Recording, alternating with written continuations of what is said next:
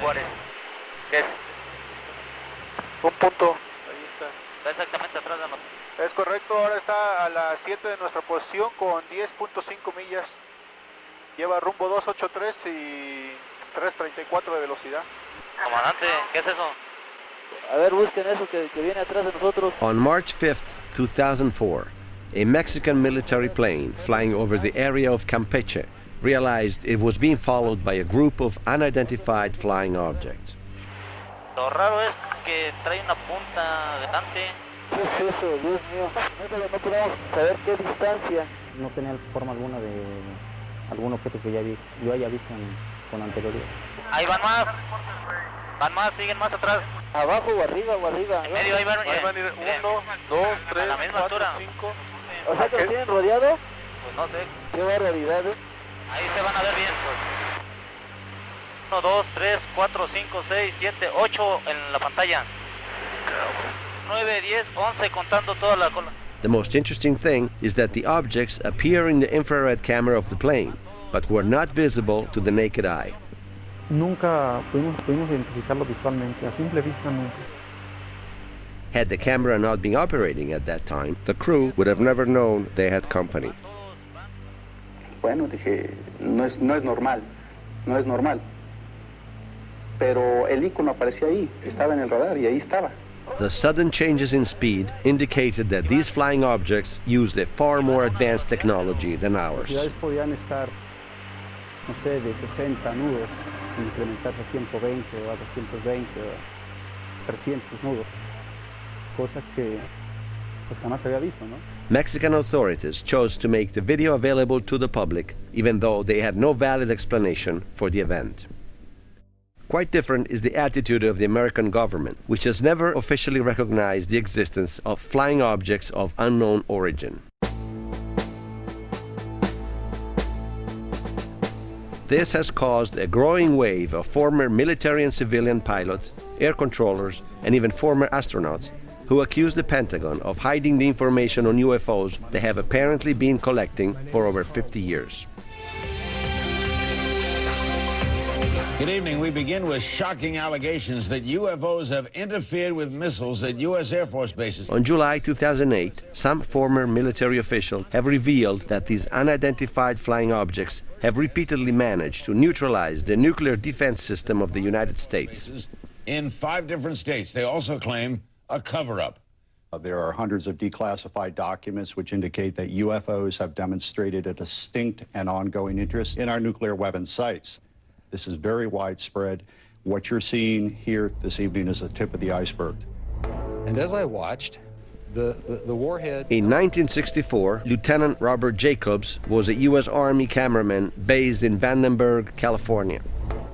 While filming a missile test, he saw a flying object enter the frame, destroy the nuclear warhead, and then disappear in the same direction it had come from. And suddenly, in the same direction this stuff was flying at about 8,000 miles an hour. An object came into the frame, shot a beam of light at the warhead, flew up to the top, shot another beam of light at the warhead, flew around the direction it was flying, shot another beam of light at the warhead, and flew out the same way it came in. And the warhead tumbles out of space. The speed of the object, over 8,000 miles an hour, and its capability of changing direction in a matter of seconds brought the military to conclude it was not of terrestrial origin.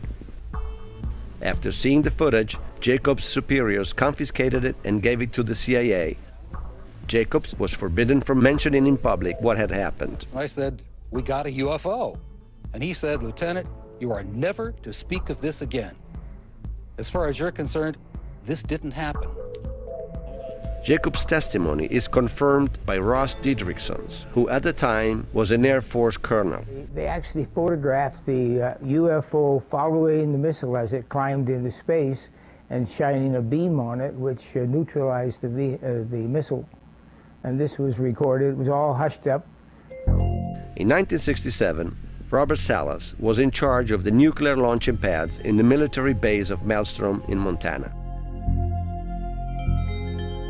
It was the peak of the Cold War, and nuclear missiles were kept constantly on the ready in case of a nuclear attack. While Salas was in the underground control booth, he was informed that a strange flying object had suddenly appeared in the sky and was now stationed above the gates of the facility. He wants to know what to do. I tell him to secure the facility. We hang up.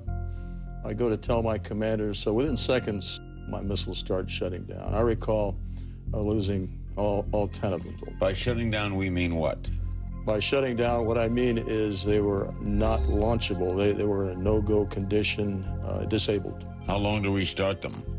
How long to restart? Well, I'm sure it took over a day. And also, Salas's testimony is supported by the one of another colonel, Duane Arnson. The crew going on duty and the crew coming off duty all saw the UFO just hovering in midair. It was a metallic circular object, and something turned those missiles off. And so they could not be put in a mode of launching. It's important to bear in mind that these missiles are designed to be independent systems. So if you do something to affect one missile, it won't affect all the other missiles because they're totally separate. The actual reason for so many missiles going down simultaneously was a big puzzle. Salas, too, was told to never mention the event again. Said, you need to sign these documents not to disclose any of this to anyone ever. And we signed, and basically that was it. Is the United States government hiding knowledge of UFOs? The war about the truth on UFOs between the American citizens and the military started back in 1947 with the well-known episode of Roswell, which is still at the center of a major controversy today. It is interesting to note that Roswell's Air Force Base housed the very planes that had dropped the atomic bombs on Hiroshima and Nagasaki only 2 years before. During the week of the 4th of July, several people saw a strange flying object crash in a deserted area near the city. First to reach the crash site was Mac Brazel, a rancher who lived and worked nearby. Brazel collected some of the debris but was unable to figure out what it was, so he decided to bring it to the town's sheriff, George Wilcox. The sheriff was just as surprised by this material he had never seen and called the nearby military base. The intelligence officer in charge at the time was Major Jesse Marcel. Marcel went to the crash site and collected a few more pieces of debris. On his way back to the base, he stopped by his home to show them to his son, Jesse Jr. He came back real late one night, about 2 o'clock in the morning, as I recall, very excited because he woke myself, my mother up saying they found parts of a UFO or a flying saucer at that time. And he wanted me to see it because it was such of an unusual type of finding. Another person who saw some of these fragments is Frankie Rowe, the daughter of a local fireman who at the time was 11 years old. When I would wad it up, it was like I had nothing in my hand. I couldn't feel it touching my skin. It was real weird. Drop it on the table and it was just like water, the way it would spread out. On the very evening of the finding, the base commander, Butch Blanchard, announced to the press that the remains of a crashed flying disc had been recovered. The next day, the news was all over America. The Army Air Forces has announced that a flying disc has been found and is now in the possession of the Army. Army officers say the missile has been inspected at Roswell, New Mexico, and sent to Wright Field, Ohio, for further inspection. But in 24 hours, everything was to change dramatically. Jesse Marcel was summoned to the military base of Fort Worth, Texas, which was under the command of General Remy. Here Remy called a press conference in which Jesse Marcel was forced to present some debris from a weather balloon instead of the material he had found in the desert near Roswell. The newspapers immediately published their retraction, and the news of the flying disc was officially considered dead. This is what Jesse Marcel Jr. had to say about this episode. A photograph of the debris that was seen in General Ramey's office at Carswell Air Force Base in Fort Worth, Texas. This is my father holding up what is very obviously parts of radar target with balloon debris. Emphasize this is not what was seen on the floor of our kitchen that evening or that late early morning hours in 1947. This is totally different. Further in life, Jesse Marcel would confess to his son that it had been in fact a cover-up from the military. There obviously was a cover-up of this accident, because years later my dad said he was actually part of the cover-up because he went along with the weather balloon story. Marcel told his son that he had been ordered to present the debris from the weather balloon and was told to never talk again about what he had seen in Roswell. My dad explained to my mother that this was a non-event. Don't even discuss it with your friends. He didn't want me to talk about it, so we did not talk about it. Jesse Marcel never went public on what he had seen in Roswell, but before he died, he gave this interview. There were just fragments strewn all over the area, an area about 3/4 of a mile long and several hundred feet wide. One thing I was certain of, being familiar with all air activities, that it was not a weather balloon, nor an aircraft, nor a missile. It was something else of which we didn't know what it was.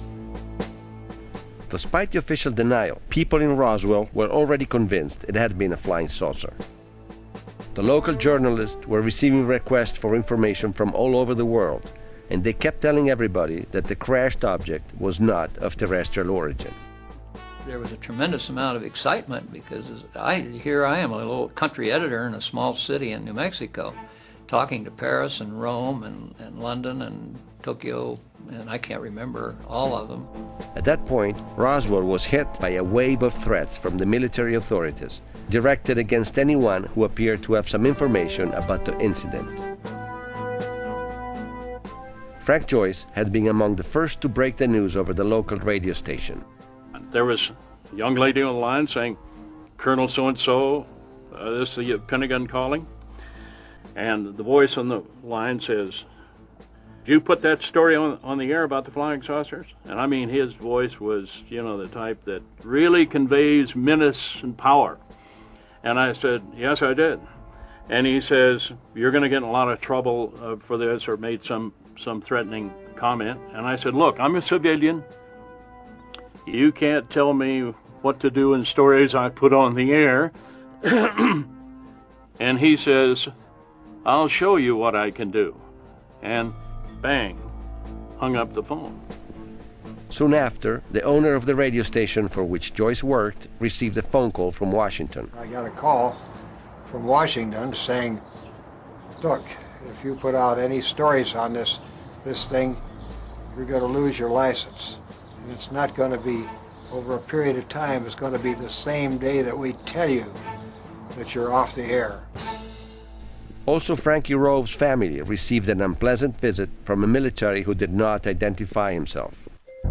He had this club or stick or whatever it was, and he was beating it on his hand. And he would hit it. Every time he would say something, he'd hit his hand. And he said, "I want you to know you were never there." I didn't understand what he meant, because I said, "Yes, I was." And he said, "No, you weren't." I said, "Yes, I was." And he said, "Can't you get this through your head? You never saw anything. You were not there. You don't know anything." And he said, "You know, this is a big desert out here. We can just take you out in the middle of this desert and no one will ever find your bodies." He said, "You'll be nothing but bones and nobody will ever know what happened to you." Despite the efforts to cover everything up, the rumor of the flying saucer kept circulating all over the place. The military then changed the official version for the second time, and they said the object was a secret weapon composed by a weather balloon and a disc-shaped flying machine. But it was too late, and the flying saucer fever was already spreading across America. Hundreds of sightings were being reported from all across the country. Specialized publications flooded the market, and clubs of UFO believers were being born by the day. More and more people came forth, maintaining that they had seen flying saucers and claiming that soon the American government would have officially announced the existence of visitors from other planets. And that before too long, the evidence will be incontrovertible, that the ships are here and that they are real. What happened instead was exactly the opposite. In order to contain the popular excitement, the government created the so-called Project Sign, which was officially in charge of collecting and explaining the hundreds of sightings that were being reported from all over America. When the project was completed, however, there was a moment of true embarrassment, as even the military had to admit that they were not able to explain a substantial part of the sightings. We have received and analyzed between 1,000 and 2,000 reports. There have been a certain percentage of this volume of reports that have been made by credible observers of relatively incredible things. It is this group of observations that we now are attempting to resolve. The heads of the project were immediately replaced, and the project itself was renamed Grudge. The new members of the team were clearly told to never talk about UFOs again. Headed by Major Quintanilla, Grudge appeared after every sighting and immediately offered an explanation of terrestrial nature for each case reported. After 3 professors from Ohio had photographed this formation of shining globes in the sky, Grudge explained that it was a flock of birds reflecting the light from the city underneath. After a multiple sighting, which involved also some local policemen, Grudge explained that it had been just vapors from a nearby swamp. As the preposterous explanations kept piling up, more and more people began suspecting that the military was hiding the truth to the population. But the military has always maintained that there was nothing to hide.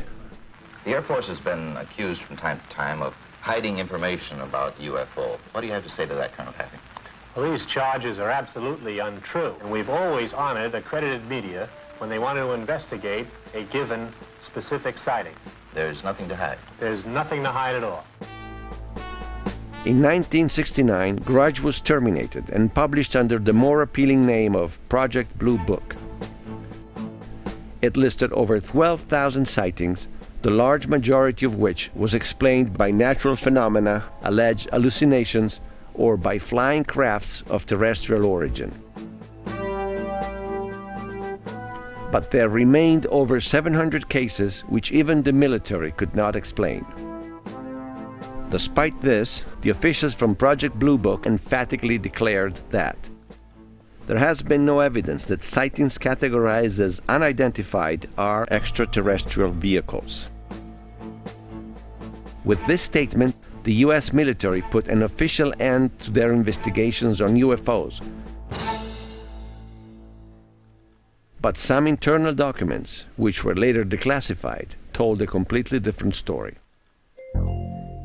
The phenomenon reported, read one of them, is something real and not visionary or fictitious.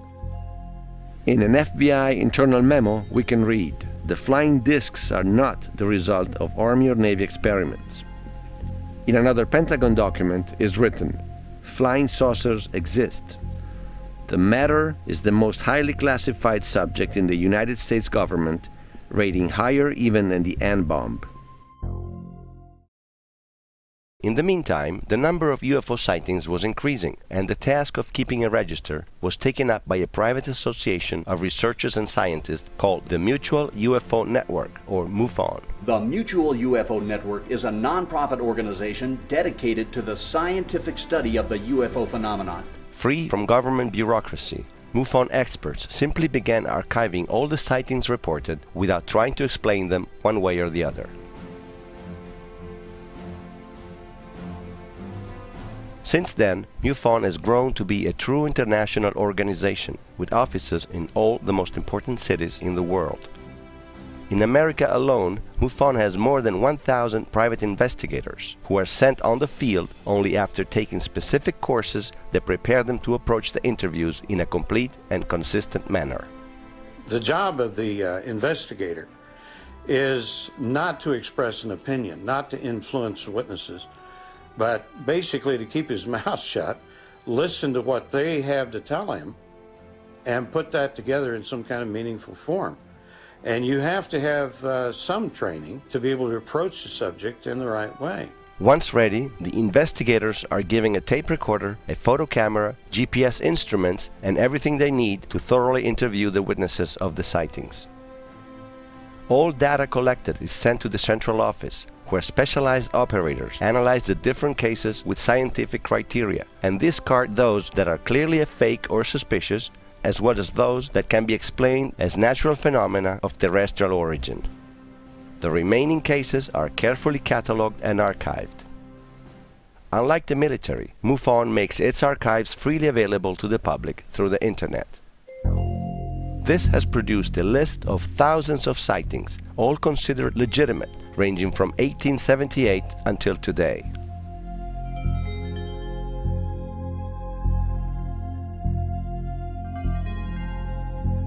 A good percentage of the reports comes from the southwestern United States, especially Arizona, New Mexico, and Texas. This is the area where most of the American atomic research takes place. In recent years, also Mexico has reported a wave of collective sightings.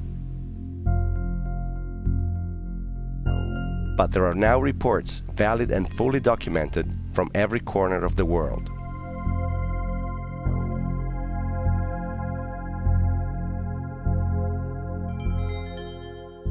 Despite the severe criteria used by MUFON, it's possible that some of these cases are the result of errors or very well done tricks that went undetected. But there are at least as many reports in the last 50 years that defy any possible terrestrial explanation. Take you to Los Angeles and the report of... The first historic case is the so-called Battle of Los Angeles, which took place on the night of February 25th, 1942. Anti-aircraft guns went into action against unidentified aircraft in the Los Angeles area. Around 2 a.m., a huge flying object suddenly appeared over the skies of Los Angeles. The object moved southward, presumably over Huntington Park. It had been only 3 months since the United States had entered World War II. And immediately everyone believed the city was being attacked by some strange Japanese craft. By 3:30 a.m., observers said the object... But the mysterious object, which moved extremely slowly across the sky, revealed absolutely invulnerable to the anti-craft artillery. Shells frequently could be seen bursting near the object, but none appeared to hit it. More than 1,700 rounds of heavy artillery were fired against the flying object in less than 20 minutes. But the only damage registered was among the population due to the metallic debris falling from the sky. The shooting brought warfare to the front door of this... 3 people died and a dozen more were wounded, while the flying object slowly disappeared into the night without having dropped a single bomb over the city. Approximately 20 minutes after the firing died down, the ship returned and headed westward from Long Beach toward Santa Monica. Then the ship disappeared for the second time over the ocean. Another famous case is the Lubbock Lights, which dates back to 1952.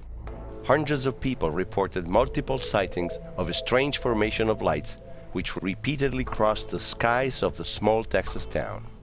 A group of professors managed to snap a few shots of the formation during the last passage.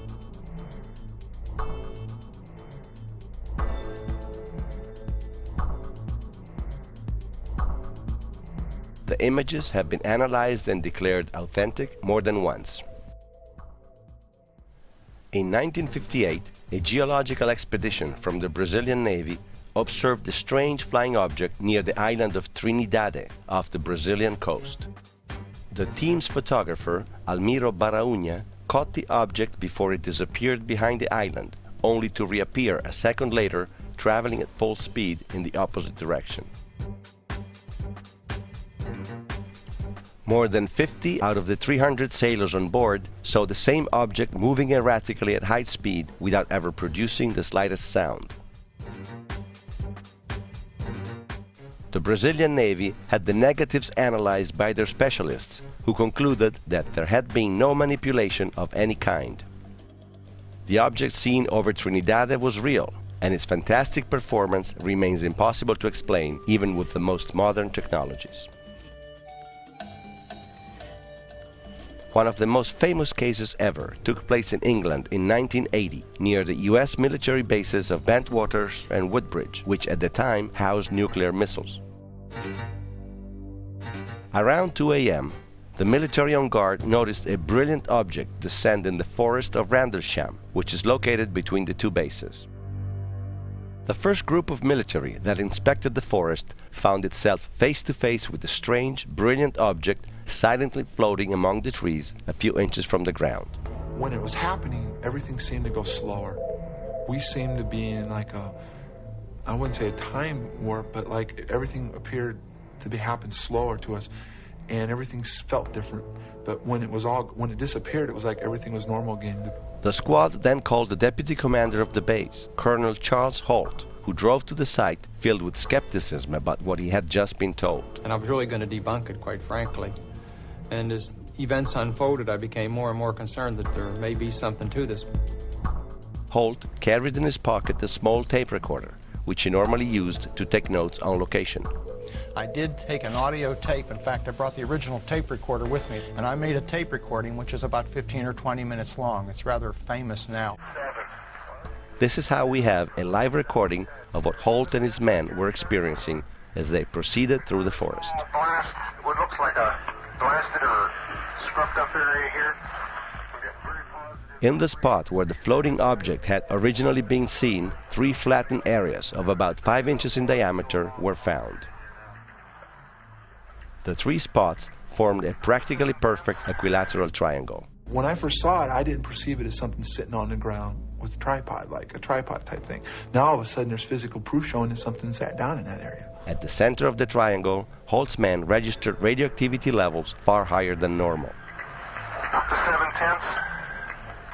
7 units, it's calling on the 0.5 scale. Nicholas Pope, at the time, worked for the British Department of Defense. The British government defence intelligence staff subsequently assessed those radiation readings as significantly higher than background levels. So there was a real tangible, solid piece of evidence to back up this extraordinary testimony. Also, the trees around the landing site showed freshly broken branches. What we assumed was a landing site, all having abrasion, facing in the same direction towards the center.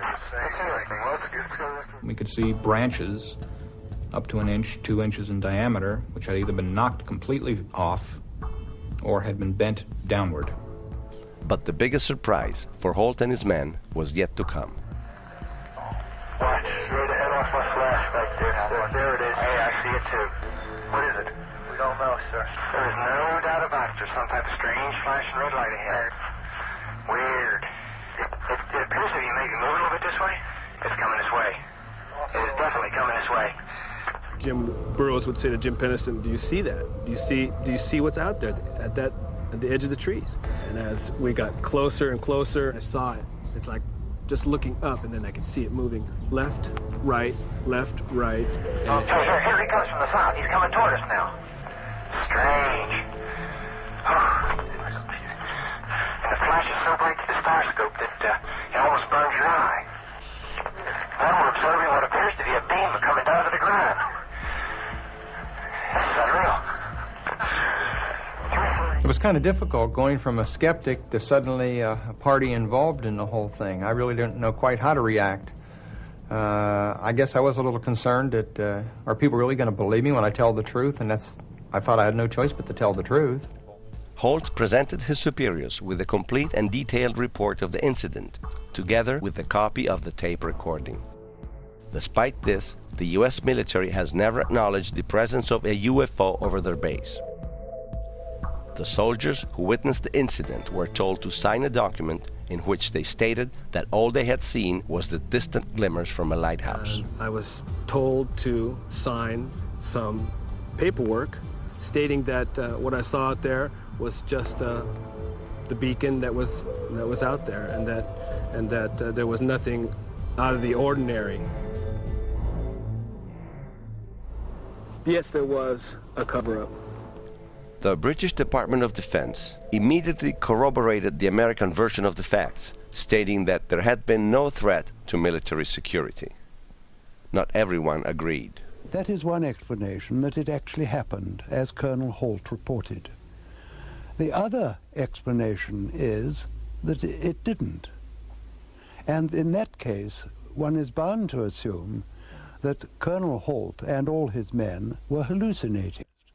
That the colonel of an American Air Force base in Suffolk and his merry men are hallucinating when there are nuclear-armed aircraft on the base must be of defense interest. If indeed what he says took place did take place, and why on earth should he make it up, then surely the entry of a vehicle from outer space, certainly not man-made, to a defense base in this country also cannot fail to be of defense interest. In 1990, hundreds of people reported a strange object flying over the skies of the small town of Eupen in Belgium. 3 points lumineux très puissants, une petite lumière clignotante au centre, la forme triangulaire vole très lentement au-dessus des maisons. Among the first to notice the strange presence were 2 officers from the local gendarmerie. There was a huge triangular platform, and underneath it, strong headlights. And in the middle was this blinking, pulsating orange light. The whole thing was floating in the air. The same object was later seen by a different group of officers. We had no explanation for what it might be, but it was real, and it was above us. The flying object was also seen by the NATO military radars covering the area. We phoned to other civilian and military radar sites, and they had precisely the same echo at the same place. The Air Force went on the chase, but the flying object started performing such maneuvers that it made it impossible for the jets to even approach it. This is to confirm that we now have a lock on. The pilots confirmed that it was impossible for them to accelerate as quick as the target was. The object dropped from 10,000 feet to 500 feet in a few seconds. That's not like, super technology. That's Star Trek. We measured some exceptional accelerations which cannot be related to conventional aircraft. That is clear. On the following day, more than 600 people reported having seen the same object over the city skies. Immobile above the motorway. In the middle was a flashing red light. It passed by approaching the roof. The description was pretty much the same for everyone. The object was shaped like a triangle, with 3 powerful lights on each corner and 1 less powerful light in the middle. Basically what we saw was this big triangle object with 3 bright white lightnings in the corners. You could see 3 white lights which formed an equilateral triangle. At a given moment, it tilted slightly. We could see again the shape of a triangle with bright headlights and one in the middle. This original picture, electronically enhanced, shows the shape of the object to be perfectly consistent with the witness's description. After this episode, Belgium was inundated by a wave of sightings that lasted for several years.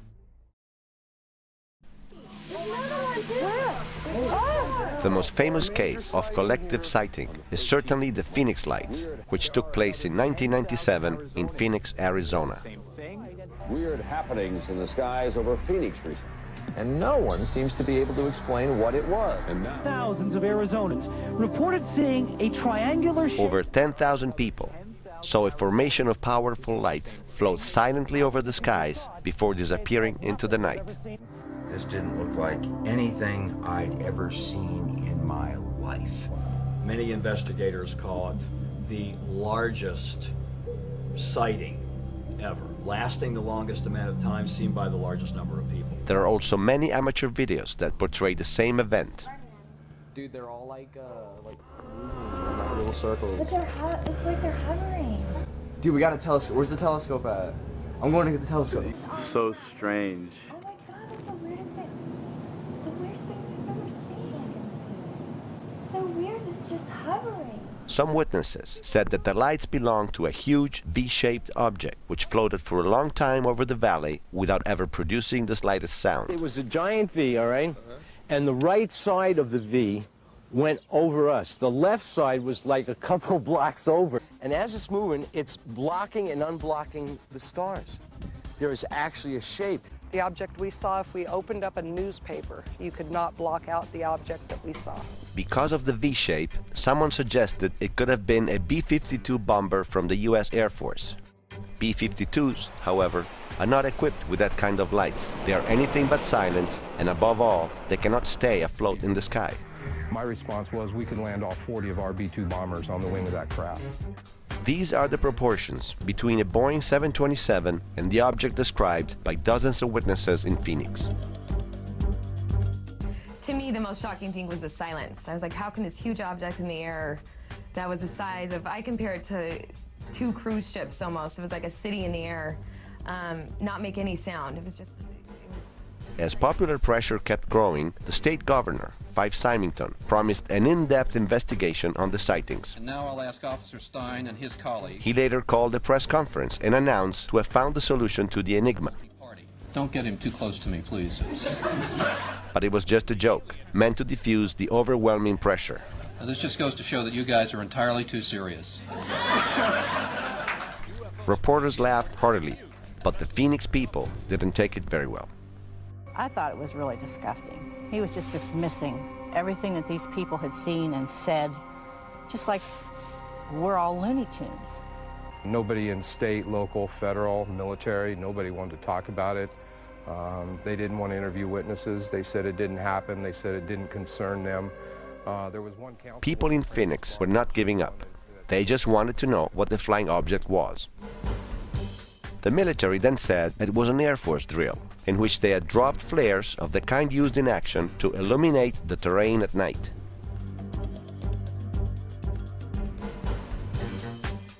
Very few people bought it. I mean, flares cannot keep a formation. They drift with the wind, they float haphazardly, they have huge smoke trails that are illuminated by the flares itself. The biggest surprise of all came from the governor himself after he concluded his term in office. Once a normal citizen again, Symington confessed he had seen the large spaceship himself. I think it was from another world. I've never seen anything like it, Larry. It was enormous. It's unlike anything I'd ever seen. If you had been here 10 years ago and standing out here and looking up there at the lights and the view, you would have been astounded. You would have been amazed. And I suspect that unless the Defense Department proves us otherwise, that it was probably some form of an alien spacecraft. This is Symington's explanation for having lied to his citizens 10 years before. I think as a public figure you have to be very careful about what you say, because people can have pretty emotional reactions, and I said my goal wasn't to try to stir the pot. But he himself seems to have been deeply touched by the event. The lights were really brilliant, and it was just fascinating. I mean, it was enormous. It just felt otherworldly. You know, in your gut you could just tell it was otherworldly. Also very credible are the sightings that take place in the presence of authorities, like in the case of Jalapa, Mexico in 2005. During a public ceremony in which the local governor was presenting the police with their new cars, a formation of flying objects appeared in the sky and was filmed directly by the reporters present on site.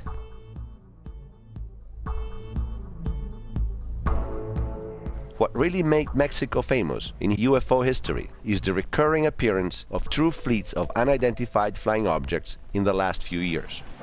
Hay más de 20 platillos voladores, amigo, allá. Fíjese allá bien. Ahorita está pasando y va todo el mundo caminando. Es un grupo de objetos de más de 3, se le llama flotilla, que viajan ya sea horizontal o verticalmente, con unas formas extrañas, ya sea boomerangs, esferas, discos.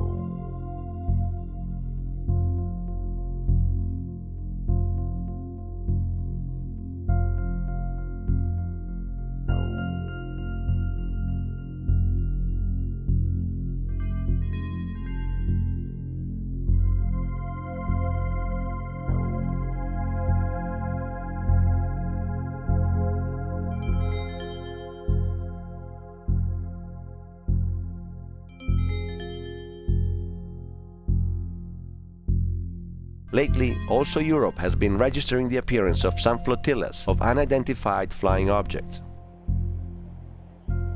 this sighting took place in Islington, England in 2007.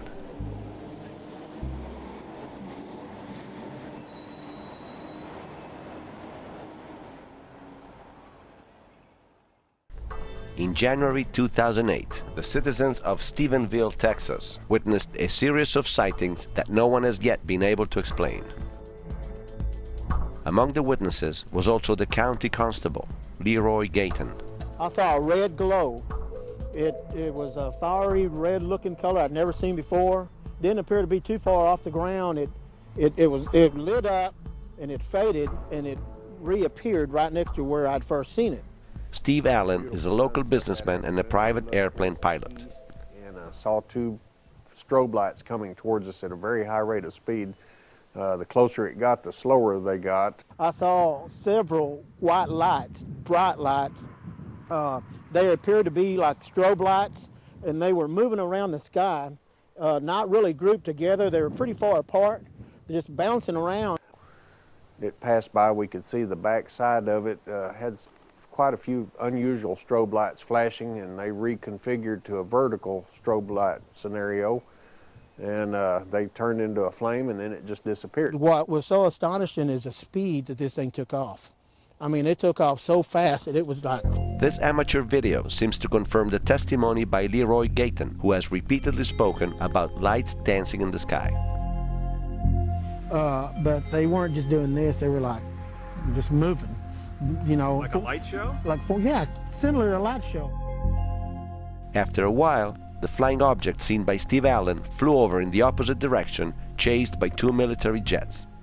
10 minutes later, the lights reappeared, and that's when we saw the two military jets, and we suppose in pursuit of chasing it, and they headed back east. How fast was this vehicle going?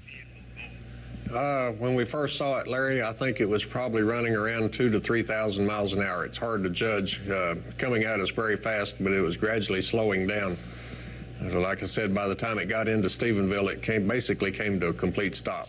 The flying object came to a stop right above Ricky Sorrell's, a local farmer who at the time was out in the fields. I was in the process of taking another step when I looked up, and there it was. And this thing was huge. It was so big that I couldn't see the edges through the canopy of the trees. Where did it go, Ricky? Where did this thing go? I was actually watching underneath, and when it took off so fast, if I would have blinked, I would have thought it vanished, but I had my eyes on it, and I know it took off flat at a 45-degree angle. In the following days, the MUFON local offices were inundated with people who wanted to tell the story and wanted to hear the ones of others. At midnight, when I go to bed, I just turn the camera on and catch that. What it is, I don't know. There's a ball of fire coming through the clouds, and then the sky did this. Rear end would come over, and then the bottom end would come over, and just kept doing that, head over, and then it would go from left to right, and I believe there's other people out there. We have NASA that explores. They may have a NASA of their sort that explores. I think they're so amazed at us because we're such primitive compared to their standards. I think it's kind of like us watching an ant farm. I think that's the way they're doing us.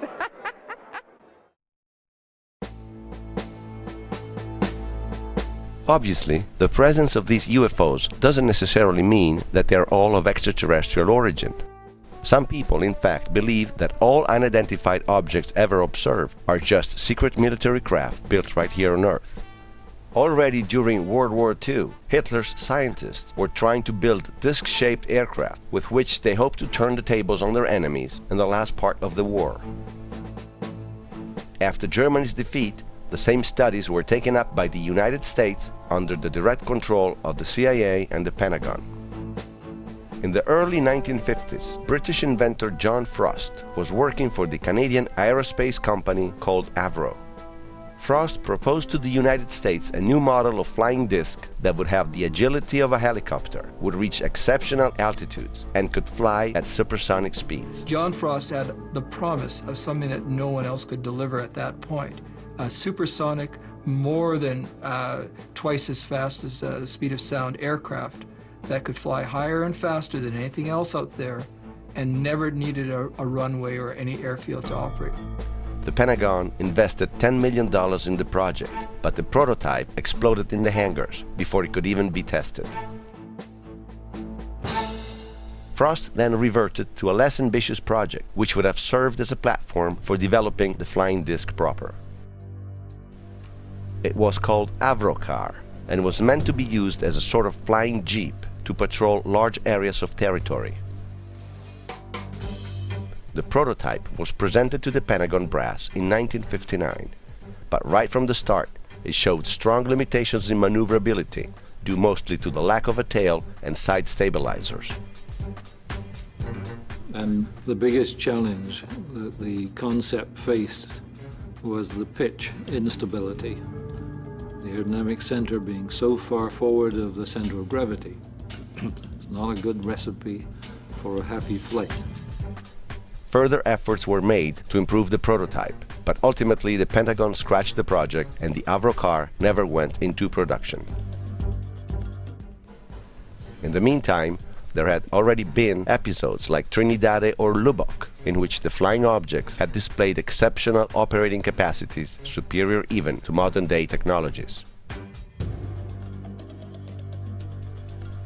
In the 1960s, the military produced a new series of disc-shaped aircraft that were finally said to be able to fly.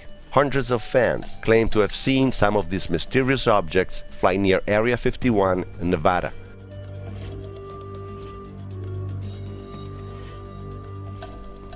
In any case, we're still talking about airplanes with noisy turbine engines, which need long stretches of asphalt, like those present in Area 51, to take off and to land.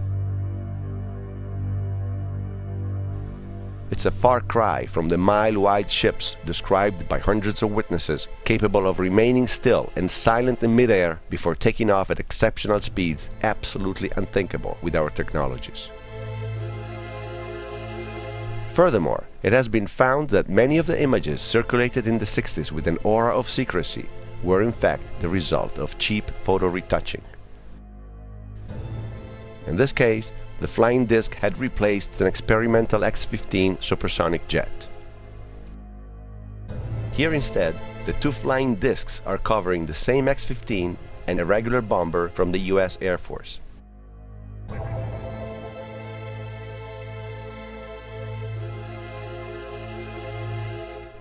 To stress how thin is the probability that all UFOs ever observed are of terrestrial origin, we have the testimonies of many military pilots, like the one of Captain Huertas from the Peruvian Air Force. Oscar Santa María Huertas, y soy oficial piloto.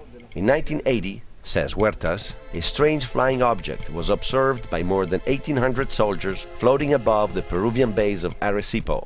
Mi comandante de unidad me dio la orden de despegar en mi jet Sukhoi 22 para dispararle al objeto esférico, porque estaba en espacio prohibido, sin permiso y temíamos espionaje. Yo me acerqué al objeto y le disparé 64 obuses de 30 milímetros. Algunos obuses fueron contra el terreno y otros le pegaron de lleno al objeto, pero sin ningún efecto. Los obuses no rebotaron, probablemente fueron absorbidos. La pared de fuego en forma de cono que yo mandé normalmente hubiera destruido cualquier objeto en su camino. El objeto entonces empezó a subir y a alejarse de la base. Y cuando yo estaba a unos 11.000 metros, de repente se detuvo, forzándome a salir del lado porque ya me encontraba a solo 500 metros de él. Entonces hice un ascenso para atacarlo desde arriba, pero justo cuando ya lo había centrado en la mira y estaba listo a disparar, el objeto hizo un ascenso vertical evadiendo mi ataque. 2 veces más tuve al objeto en la mira, cuando éste se encontraba estacionario, y cada vez se alejó al último momento antes de mi disparo.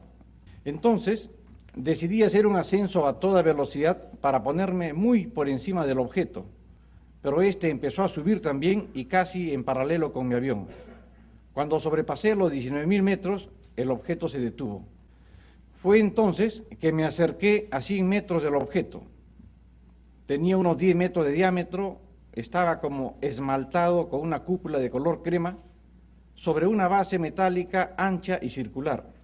No tenía motores, ni escapes, ni ventanas, ni alas o antenas. Carecía de todos los implementos típicos de un avión y sin ningún sistema visible de propulsión.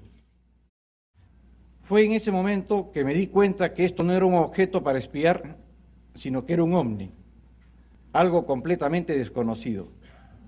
Ya casi no tenía combustible, o sea que ya no podía ni atacar ni maniobrar mi avión, tampoco escaparme a alta velocidad, y sentí temor.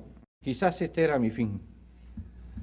Tuve que planear parte de mi descenso por falta de combustible, haciendo zigzag y siempre viendo por mis espejos retrovisores, con la esperanza de que el objeto no me persiguiera. No pasó nada. Después de que aterricé, el objeto permaneció estacionario en el cielo por 2 horas más, a la vista de todos en la base. Todavía me da escalofrío cuando me acuerdo. Another group of highly credible witnesses is represented by airline pilots, who often observe unidentified flying objects of exceptional dimensions while traveling along the regular commercial routes. Pilots make especially good UFO witnesses. They know what's normal in the sky and what isn't. They've seen all different kinds of airplanes routinely. When a pilot reports a UFO, there's a better than average chance that that's what it was. February 28, 1996, Flight Air Shuttle 5959, traveling from Detroit to Cleveland, observes a strange object of pulsating light that seems to be floating on the clouds right below. Cleveland is 5959. We see traffic out there at a lower altitude. Do you have one radar? Air Shuttle 5959, that's a negative, sir. I don't have anything out in front of you. Can you get an estimate on an altitude on it? Here, I'm going to estimate 2,000 feet below us, maybe, and sort of pulsating light about, I don't know, 10 miles out. The exchange is heard by a second plane, Mesaba 3179, who joins in the conversation. Is that northwest of Detroit? Did you see that light? Yeah. Well, that's what I saw, a real bright white light, sometimes flickering underneath the cloud.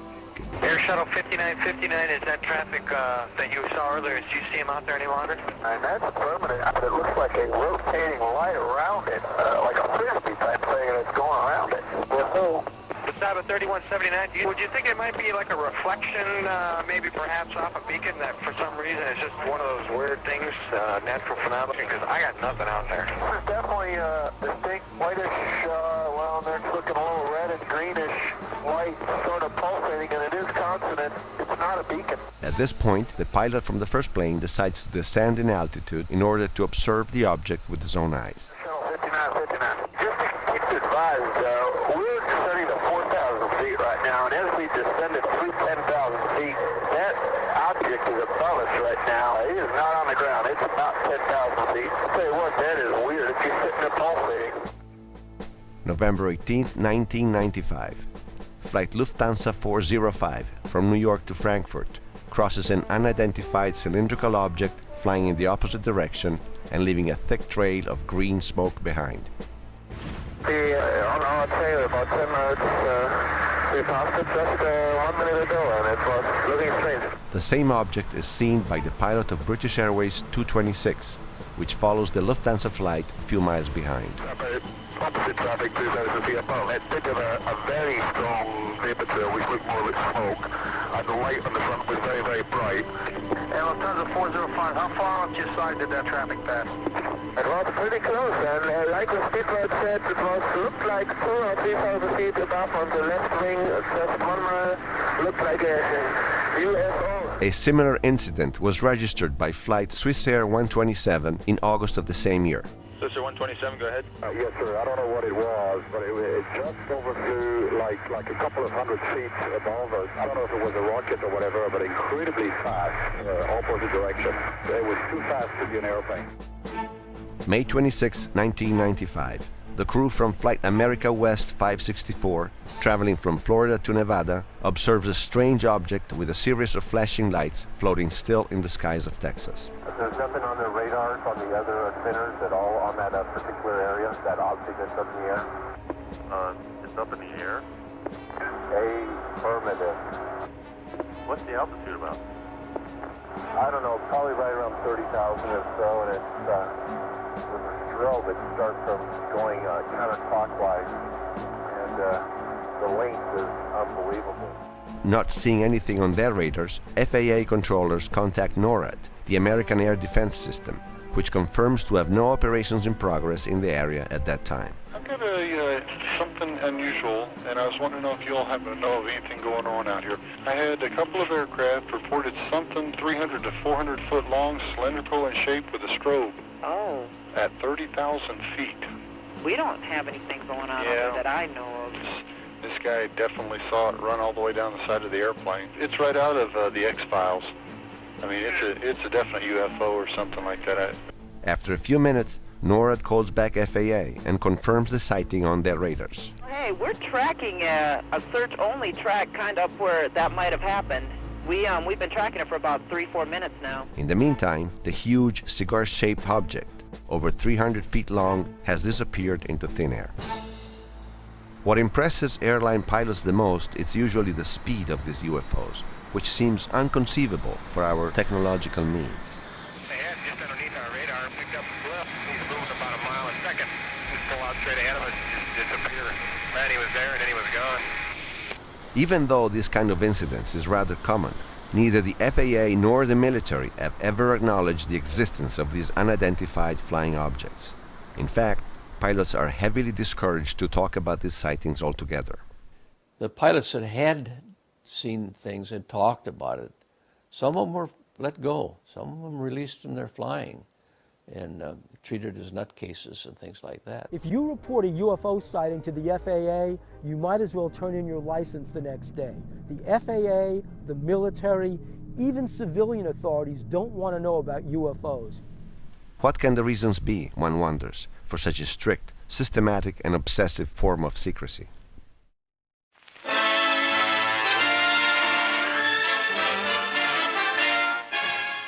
In 1952, the city of Washington was literally flooded from UFO sightings, to the point that jet pilots were ordered to shoot down any aircraft that refused to land on command. Washington, D.C., the capital of our country. But UFOs were always able to elude the chasing jets with great ease. I was 18 years old. UFOs buzzed the Capitol and buzzed the White House on July 19th, 1952. I recorded it in my diary. No one knew what it was. The switchboards lit up. Everybody was confused.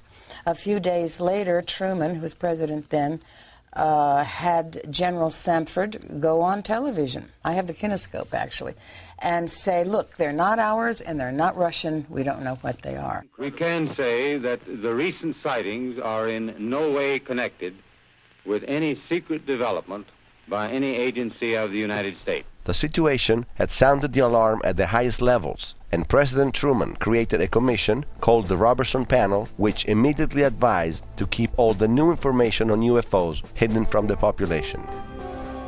The Robertson Panel concluded that it was in the best interest of the United States government to suppress media coverage of UFO sightings. In particular, the Robertson Panel suggested that mainstream media should be used to deny any future sighting, while it instructed the media people to cover with ridicule anyone who tried to maintain the existence of extraterrestrial vehicles. For the first time, an official document bore the term debunking, which indicates the activity of those who endeavor to discredit any rumors of conspiracies by the government. The Robertson Panel was followed by the so-called Brookings Report, in which the rationale for keeping the public unaware of the truth on UFOs was somehow explained. The report recalled the infamous radio broadcast by Orson Welles, aired a few years before, in which an imaginary invasion from Mars had been described. Many people had taken the broadcast for real, causing a wave of panic and suicides all across the country. Anthropological files, read the report, contain many examples of societies sure of their place in the universe, which have disintegrated when they had to associate with previously unfamiliar societies espousing different ideas and different life ways. As remarked by this CNN reporter, however, this motivation appears insufficient to justify the extreme level of secrecy that surrounds the UFO phenomenon. this really is a government that doesn't mind scaring us. We still have orange alerts and red alerts, and they scare us all the time. It keeps people in work. So I'm wondering why you think, and you just state that that's the reason and that's it. Was that really the motivation? At the end of World War II, a race to atomic armaments had begun between America and the Soviet Union. And from that moment on, also the Russians began receiving visits from strange unidentified objects. In the beginning, the Americans thought that the unidentified objects in their skies were Russian, while the Russians feared the opposite. But soon both nations realized that they were dealing with far too advanced technologies to be originating from the other superpower. Спонтанно предполагали, что это что-то другое. Американцы думали на русских, русские думали на японцев, но где-то в недрах системы, среди умных людей, что здесь что-то другое, с чем нужно будет нам, и американцам, кстати, и русским, серьезно разбираться. At that time, astronaut Gordon Cooper was a test pilot for the new U-2 recognition planes and was therefore familiar with the most advanced technologies available to the Army. So I knew that we didn't have any vehicles of that kind, and I was 99 9/10% sure that the Russians didn't have any of that type either. Вот тогда начали думать, что здесь действительно что-то есть. A secret competition between the Soviets and the Americans had begun, both nations intending to acquire new technologies by shooting down any unknown flying object that would appear in the skies.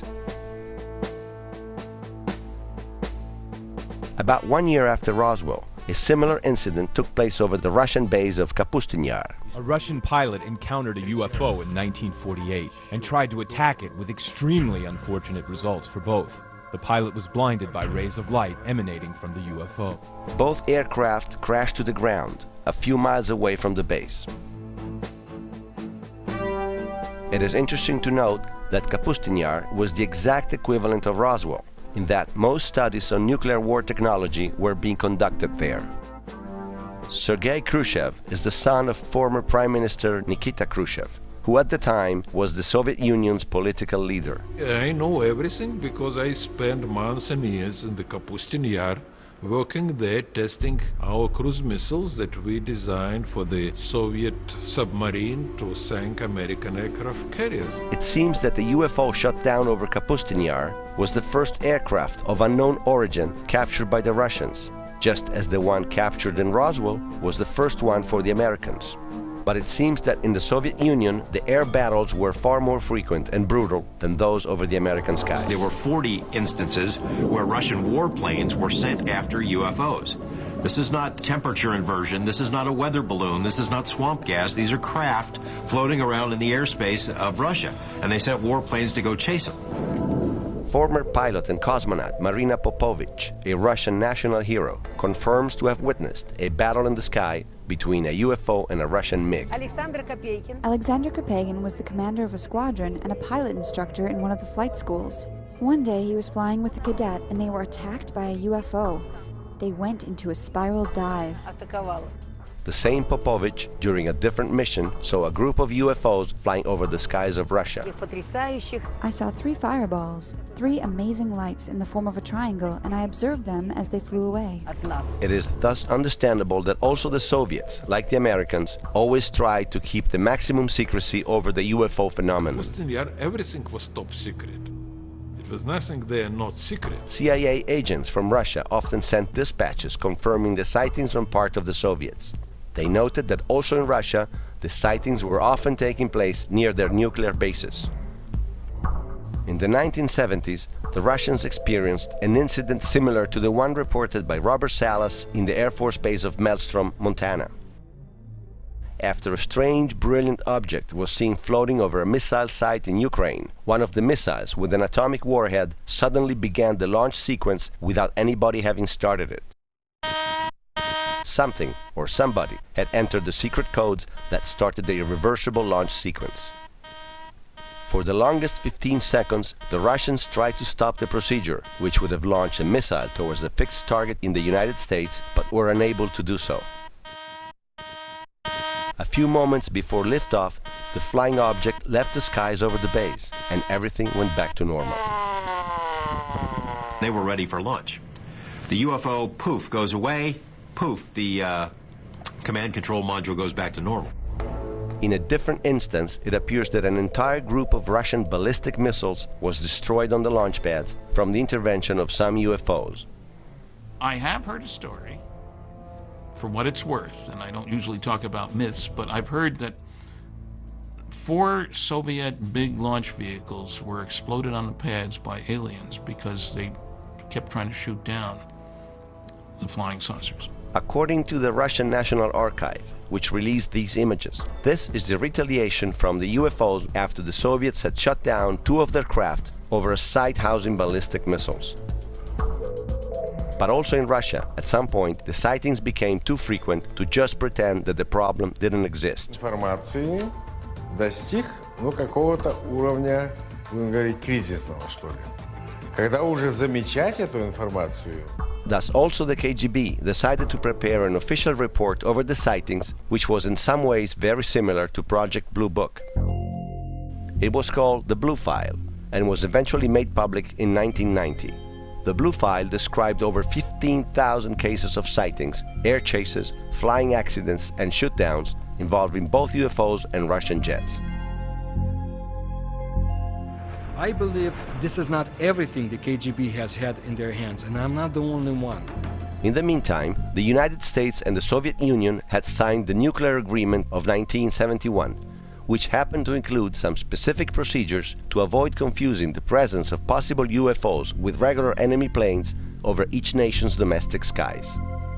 In the agreements it was written, the parties undertake to notify each other immediately in the event of detection by missile warning systems of unidentified objects if such occurrences could create a risk of outbreak of nuclear war between the 2 countries.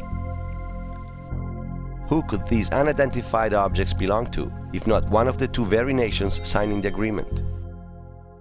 Furthermore, a question arises.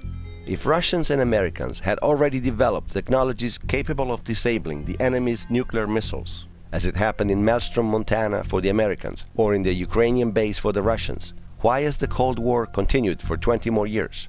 And why are nuclear missiles still being built today? Also, Europe has taken the UFO problem quite seriously.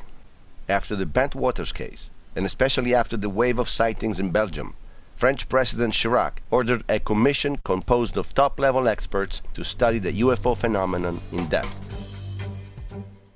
The working group was called Cometa and included scientists like André Lebeau, director of CNES, the French equivalent of NASA, General Norlin, former commander of the French Air Force, Jean-Claude Ribes, famous scientist and former director of the Lyon Observatory.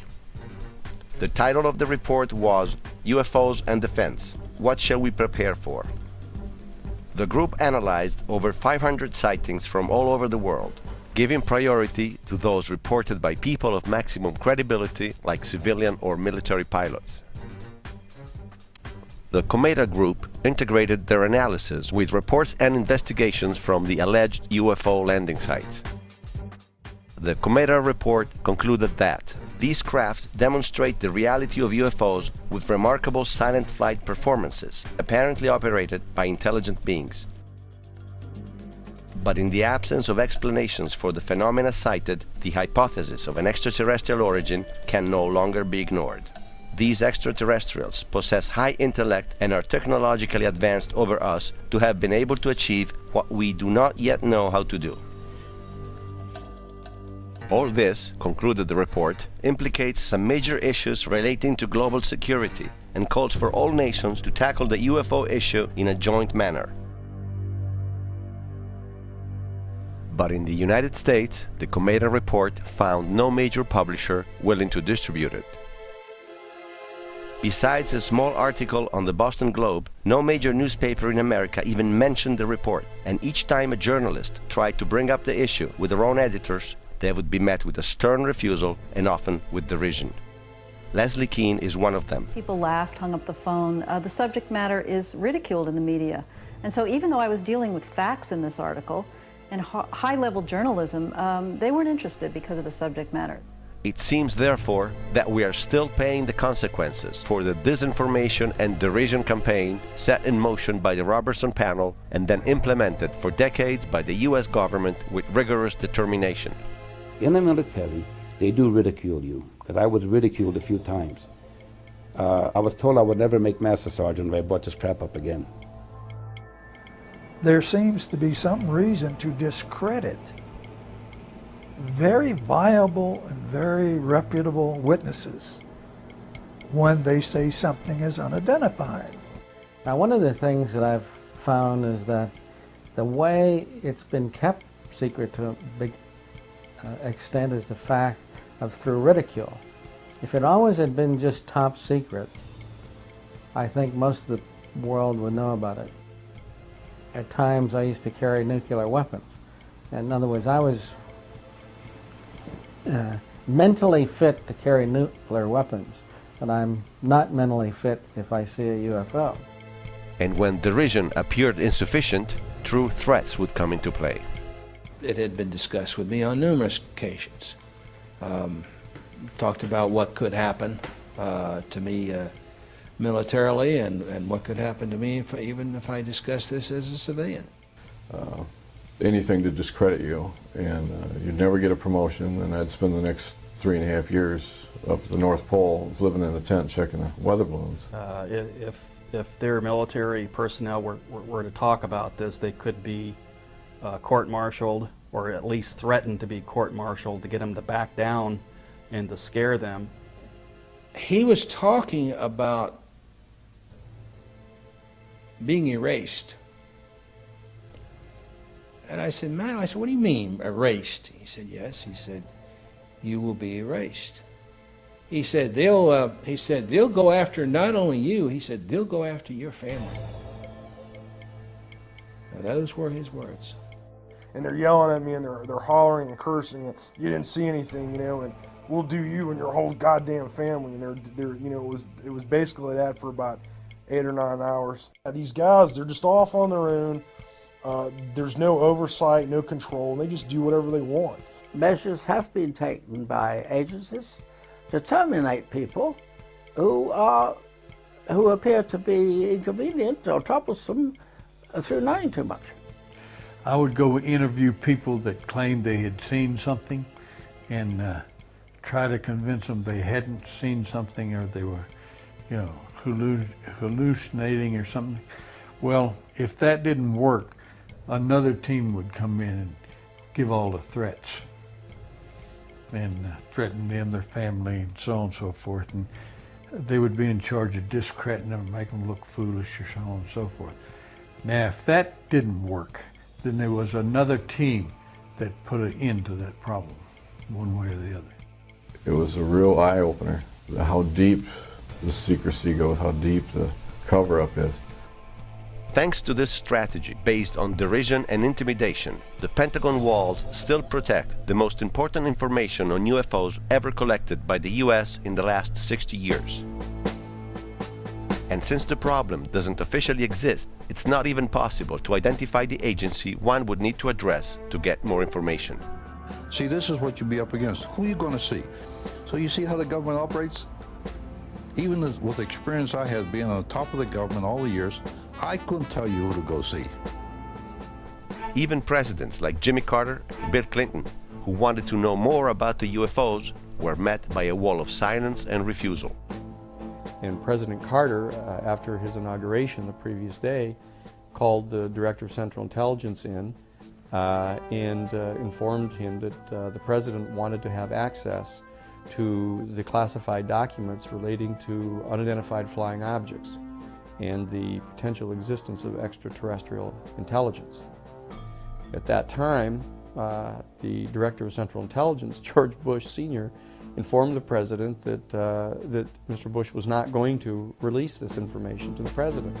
When President Clinton requested all the information available on UFOs, he received this letter from NASA.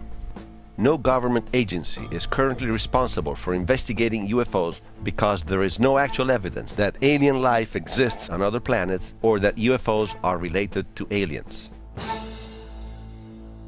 Talking about Roswell, Bill Clinton once stated that I did attempt to find out if there were any secret government documents that revealed things. If there were, they were concealed from me too. And if there were, well, I wouldn't be the first American president that underlings have lied to or that career bureaucrats have waited out. It thus appears to exist an invisible military elite which somehow holds the most important information gathered in the last 60 years about UFOs, which escapes any kind of government control. A shadowy government with its own Air Force, its own Navy, its own fundraising mechanism, and the ability to pursue its own ideas of the national interest, free from all checks and balances, and free from the law itself. It is a clandestine group, a quasi-government group, a quasi-private group. It is without any type, as far as I can tell, of high-level government oversight.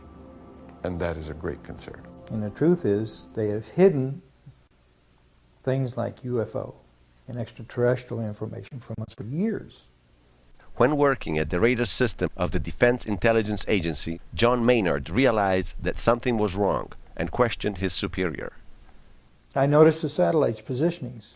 I said, now this is supposed to be a system that tracks radar anomalies on Earth, right? You know, the whole thing, the movement. Yep, that's what it does. And I said, so why are half of them pointed towards the outer space? Towards the moon, towards areas that are just blank space? Well, I don't know, was the reply. He says, never thought about it. I says, well, at least half of those satellites you got up there aren't looking at Earth. I said, what are they looking for? He says, well, you got to have need to know about that. I said, I see. In other words, who's coming? He says, we don't know. Dropped, end of subject. It requires to be further protected to ensure that there is only a limited access to that information to a small number of people. So small you can put them on a list of paper or on a piece of paper and list them by name. Depending on the level of the compartmentalization and the secrecy level, you have to go through a fairly significant background check. But then you have to sign a statement that you will not divulge the existence of the project or even answer a question that could divulge the existence of the project. It's just that you sign a contract with the U.S. government and the funding would show up at the right place at the right time. There's a large number of covert projects that go on in the United States that none of us are ever aware of. There's only probably about 25 people in the world that know things that are known at that level. Though apparently fantastic, it begins to form the possibility that atomic weapons are being developed in the hope of countering one day an attack from an extraterrestrial civilization, and one wonders if this could be the true reason behind the so-called Star Wars project. Big enigma. When Star Wars was brought out as an idea, which was before Reagan actually, they wanted a weapon system they could put in space that would stop a ballistic missile. That was the concept. Now, if that ballistic missile happened to be coming from another direction other than earthbound, could it do the same thing?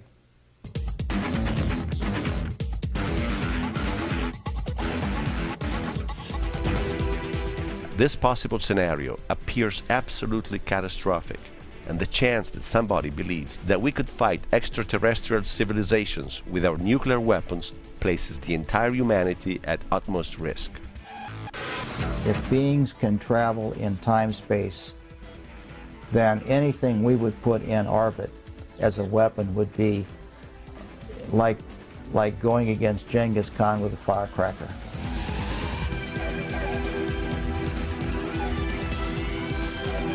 We are moving in an avenue where we are going to militarize space. As a direct result, we will become a threat to them. Even more terrifying would be if the information on UFOs were kept secret to continuously feed an arms industry that sees the stellar shield as a source of infinite profits.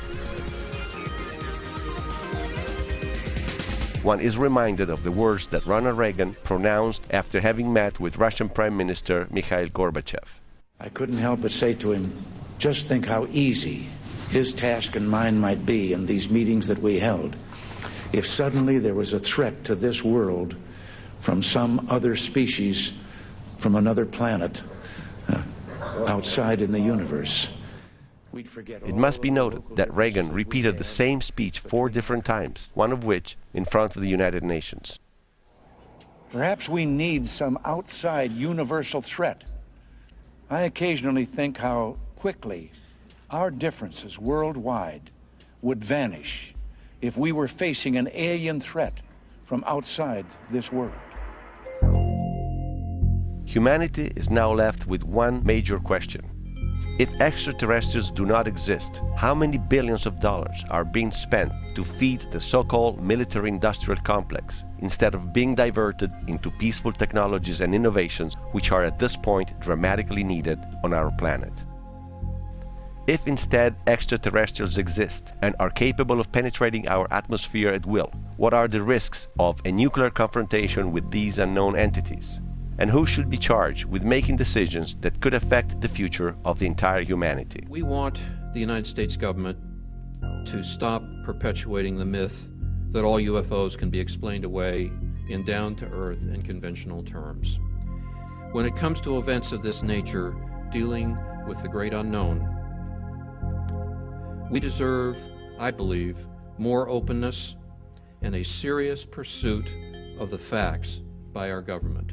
There is a serious possibility that we are being visited and have been visited for many years by people from outer space, from other civilizations, that it behoves us, in case some of these people in the future or now should turn hostile, to find out who they are, where they come from, and what they want. And I think it's our job to try to find out if there is really something in the air, where it comes from, what the origin is, and what the intentions are.